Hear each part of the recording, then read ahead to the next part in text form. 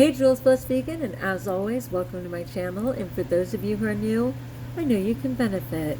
Alright, so first the good news, which is the insanity of vegan hair. Vegan hair don't care? Oh my gosh, people, I have fine hair, which means the follicle is just very thin in itself. So even though it fills out nicely, generally there's not that much hair. That is not true anymore. Oh my gosh. Like just a portion of my hair is what all my hair combined used to be. I used to be able to get it like down to nothing. This is just a third. I have so much hair now, it's insane. I am not complaining. I am rejoicing to no end. And of course, curly girl hair, right? No product, just super curly hair, especially since it's shorter now. And this is all from being vegan, okay? It's all from eating sprouts, eating microgreens, eating all the fruit and vegetables. It is just amazing. As amazing as the hair is, and believe me, it is for me, because honestly, I told you guys, I had a bunch of bald spots in here that do not exist anymore, yay God. And again, my hair was just thin, and now it's crazy thick. But my fingernails, like, don't even get me started. All my life, not only as a child was I a nail biter and used to have competitions with my sister, but even in recent years, even if my nails grew at all, they just broke or peeled. Now, what? Like, these are so thick, it is ridiculous. And there's no nail polish. Of course, again, as a teacher, just so busy doing things in the classroom, all of these would easily break off. No, like, wow, I can't even believe. It'd be so classic if suddenly they started breaking. No, I just have fingernails I've never had before. I have hair I've never had before. And that is all vegan for the win. Like, honestly, I'm 54. I'm going to be 55 in December. I generally don't admit to that, but I'm happy to say it out loud right now because I'm so grateful to have health in ways that I never have. And that's the other part of this conversation, is how sorry I am for the planet and so completely over obesity. And I know that's not fair. I mean, come on. A minute ago, I was weighing down the planet, at 330. Even a second ago, I was weighing down the planet at 280. And praise God, I'm down in the 190s right now and have a great deal to go, and I'll happily do it. But honestly, I just see how miserable and uncomfortable people are in their body. And I know that ability to just overlook it. You know what I mean? Like, life is busy, things are hard, the food tastes good, and you just feel like there's nothing you can do about it anyway. I mean, I'm not kidding when I used to say, fine, just bury me in a piano, where I just said, if someone told me today if I didn't stop eating the way I was eating, I was going to die, fine.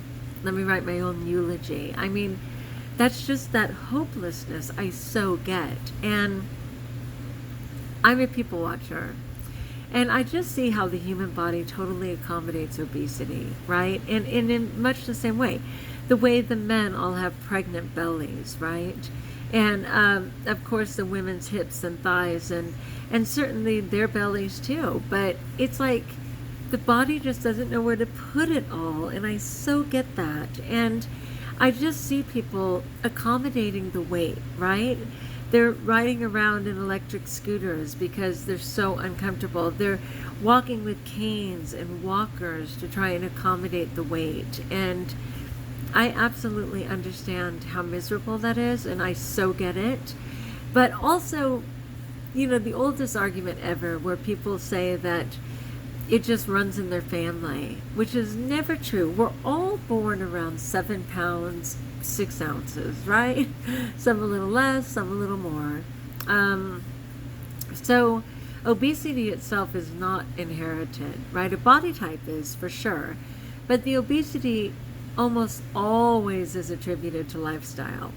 So I see these families and I see the children, no surprise, looking just like the parents. And then the argument being, well, it runs in the family. The only thing running in that family is food choices. The only thing running in that family is an inability to respond to life in a healthier way, like, honestly. And I'm just so sorry for that because I know the backstory. I know Big Brother and him intentionally making food completely addictive. You know, I know pharmaceutical industry and their intention to make people clients instead of patients, you know, and it's like, I'm so sorry for all of that. There's an awareness there that's just like, oh my gosh, what are we doing? And how long have we been doing it? I mean, you know, most people, certainly the generations today and in the last 20 years, have been born into a system that was well on its way. To actually pull out of that system is the Matrix. Honestly, we got to go back to the Matrix. What a profound movie, because it was really cheesy in so many ways. And Keanu Reeves isn't a really profound actor, though he did grow in his craft. But the story behind the Matrix and the idea that there's parallel realities and that we could choose to wake up, super powerful. So that's why it totally reminds me of the Matrix, because I feel like you have the red the red pill and the blue pill, right? And the blue pill allows people to remain clueless. You don't have to evaluate anything. You can just go about all your binging, all your purging, all your poisoning of your body, the whole thing. No one cares, no consequence, keep going. The red pill, of course, wakes you up. And there's a lot of responsibility in being awakened, right? Seriously. Wasn't that a Robin Williams film called Awakened? It was sad because the people only were well for a moment and then they went right back. Well, that's the same thing, right? You bend your head off over the weekend.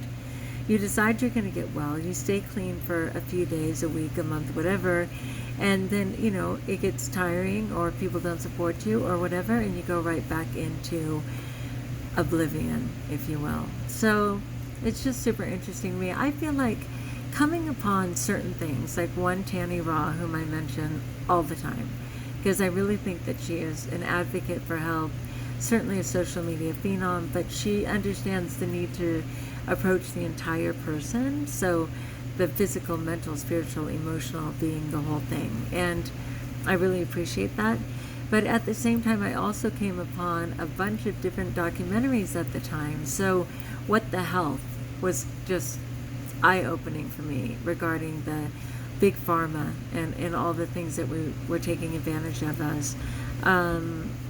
Certainly Cowspiracy, because I just wasn't even aware of how abused and horrific the situation was with the animals. It just wasn't anything that I was ever aware of. I think my approach to animals were things that I saw on a farm, like literally in person as a child. So certainly, let me try and think. I can't even think of some of the other ones, but you know, the really big ones that everybody who cares at all, it's totally recommended that they inform themselves. So I just spent months watching every binge watching, right? Guy, what were some of the other ones? What was the guy who put on all the weight for McDonald's? Was it Super Size Me? I think it may have been Super Size Me. Of course, Forks Over Knives. I mean, wow, the understanding to actually be consuming solids and grains instead of cutting up meat. That was like a really big one. I came upon these about a year and a half, almost 2 years ago, and just went for broke. Even the most recent, The Game Changers, was so interesting. I thought it was a little more commercialized, though, than it maybe needed to be in terms of just athletes and things like that, but still, so important. Vegucated, another really good one. All of those, you know, you can easily go into anything, I guess. They actually have a thing right here by Live Kindly, and I really appreciate Live Kindly. It's out of the UK. But I really appreciate what they share, and it says the 45 vegan documentaries that you have to watch. Well, I agree. I mean, I think I easily saw 45. Oh yeah, one that was so incredible was Fat, Sick, and Nearly Dead. I mean, to watch that guy, wow, go through his experience and transition, and here he wasn't kidding. He really went for all the toxic waste he could in his body, and he was fat, sick, and nearly dead. No question. It was amazing to watch that transition. Food Inc. was a really good one. Certainly Eating You Alive. There's so many. But if you haven't taken any time to watch some of those, you know, you still have to keep educated. You can't take all of it at face value, but much of it is just incredibly informative and may give you the courage to make some better choices. So for me, you know, as I'm 2 years in, and again, the first 6 months of that was just kind of going, what is this at all? And then finally doing one of Tannyraw's resets, which is literally 28 days and 30 hours of content of everything you could possibly need to know. I'm certainly in choosing to go raw vegan, but also just tools for life and just improving your health in general. So that first one was in July. It was 2 years July, and I've done several because it served me to do so, and I appreciate the community in there with like-minded people. So that's what I wanted to say. I wanted to just rejoice in the vegan hair, rejoice in fingernails I've never had before, be so grateful for information that came to me from what, of course, I consider to be the grace of God. But definitely all of those documentaries, information from Tannyraw, and there's certainly other ones. As I was transitioning, I was remembering initially I ate cheese, right, because I thought it was healthy and high in protein. And then I changed it to goat cheese because I thought that was healthier than cow, right? And it was just the beginning of my walk. I mean, that was the best I could do. I ate a bunch of yogurt, again, incredible. Milk is so important, and calcium and all those things. And from there, I ended up going with Greek yogurt because that was even more incredible, right? And then, praise God, now I'm completely off all dairy and even rarely choose to have plant milk. But, you know, occasionally for various recipes and things. But, you know, wherever you are in your walk, it's okay. You just want to continue to make even better choices.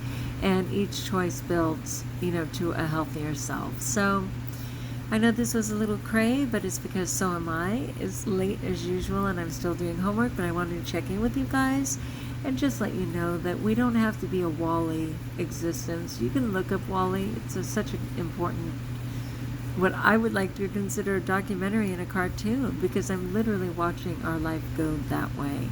And I do have a video on that, which I will include in the description of this one. All right, my friends, like if you like, join us if you haven't, subscribe. Let me know in the comments below how I may support you. If any of this is true for you, what was your experience? How did you even begin to decide you were going to change your health?